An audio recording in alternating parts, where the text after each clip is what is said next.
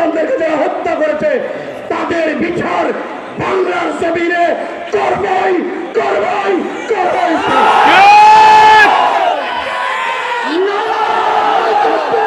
আল্লাহু আকবার,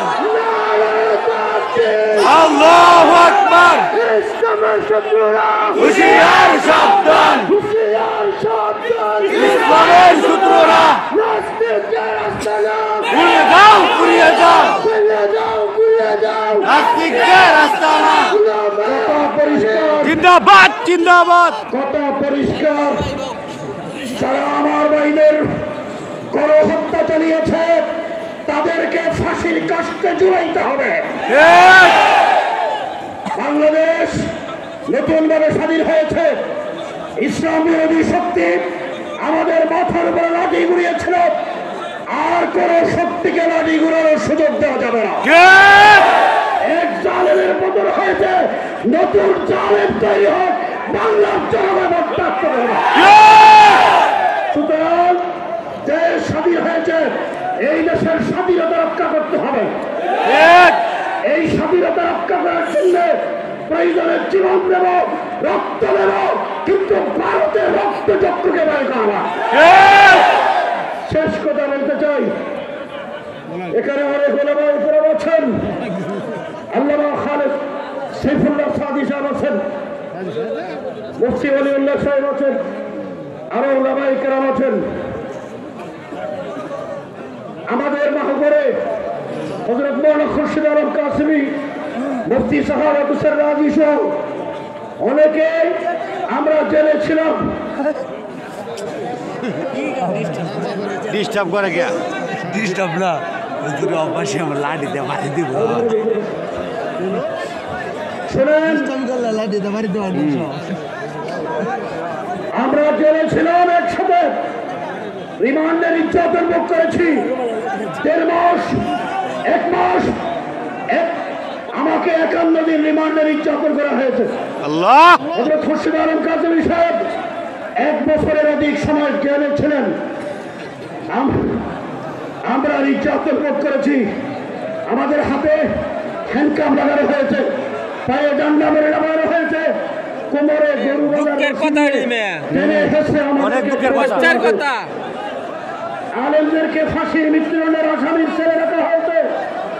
দুনিয়ার আলমদের দেখতে দেওয়া হয়নি।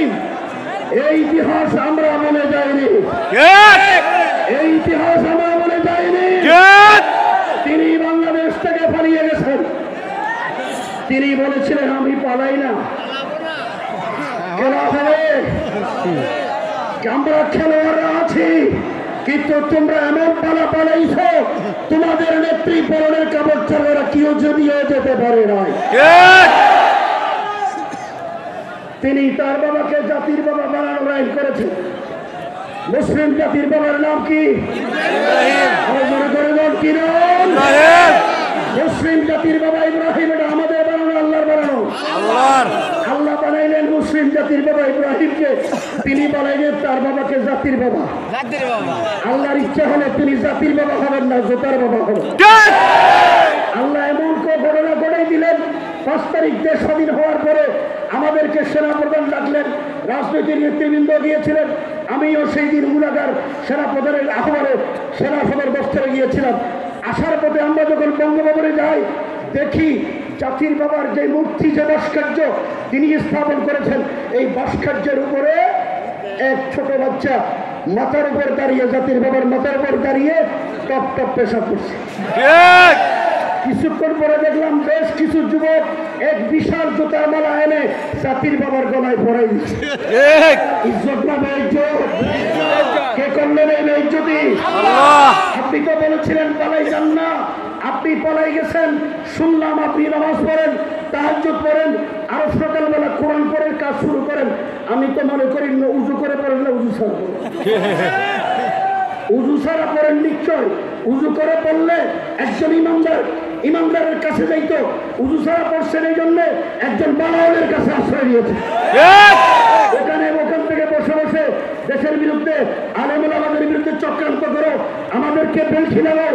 পরিষ্কার ভাষায় বলতে চাই, ব্রিটিশদেরকে আমরা তাড়িয়েছি, পাকিস্তান আমরা স্বাধীন করেছি, বৃহত্তর উত্তরে উলামায়ে কেরাম যদি সমর্থন না করতে পারি বাংলাদেশ স্বাধীন হতো। সুতরাং আলেমদের অত্যাচারের কারণে তোমার বাবার পতন হয়েছে। তুমি 96-তে আলেমদের অত্যাচার কেমন করেছে, এখানে অনেক আকাবিরিন আছে। আপনাদের এলাকার সূর্য সন্তান হযরত মাওলানা থানভী রহমাতুল্লাহি আলাইহি, ওনার মতো বুজুর্গদেরকে জেলের পুড়ে 71-এর স্বাধীনতা যুদ্ধের পর 7,000 আলেমদেরকে জেলে নির্যাতন করা হয়েছে। 4 বছরের মাথায় ওনার বাবার পতন হয়েছে। 1996 সালে ক্ষমতায় আসলেন শেখুল হাদিস আল্লামা আজিজুল হক, মুফতি ফজলুল হক আমিনী সহ উলামায়ে কেরামদেরকে জেলে দিলেন। 2001 সালে তিনিও নাই হয়ে গেছে। 2021 সালে বিনা কারণে এই বুজুর্গ আল্লাহর ওলিদের, এই বেগুনা মাসুম বাচ্চার মতো যাদের চেহারা, এদেরকে ধরে ধরে জেলে দিলেন।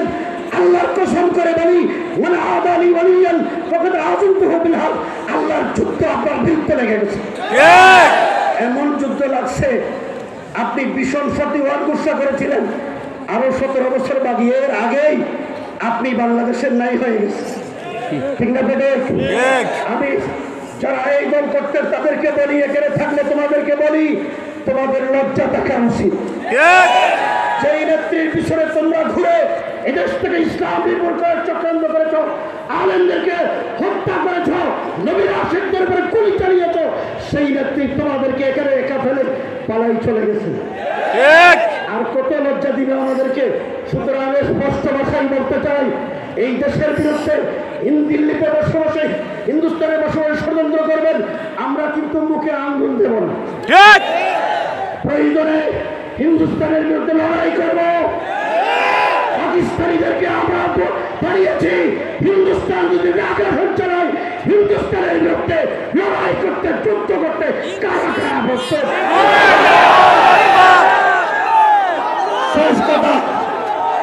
শেষ কথা বলি, দিল্লি আমাদেরকে বিলকি লাগায়।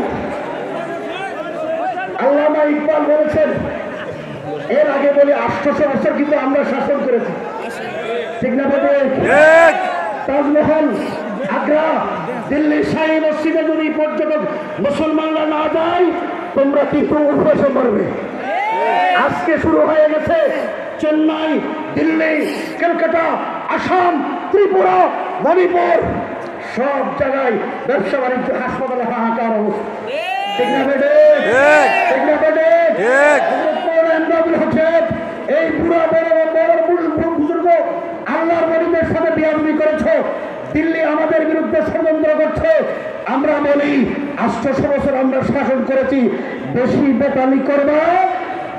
ইকবাল বলেছেন, চীনো আরব হামারা, হিন্দুস্তা হামারা। चीनो अरब हमारा, हिंदुस्ता हमारा, मुस्लिम हम वतन है, सारा जहां हमारा। বাংলাদেশের মানুষ যদি দিল্লির দিকে অভিমুখে লং মার্চ করে, তোমাদের অস্তিত্ব খুঁজে পাওয়া যাবে না।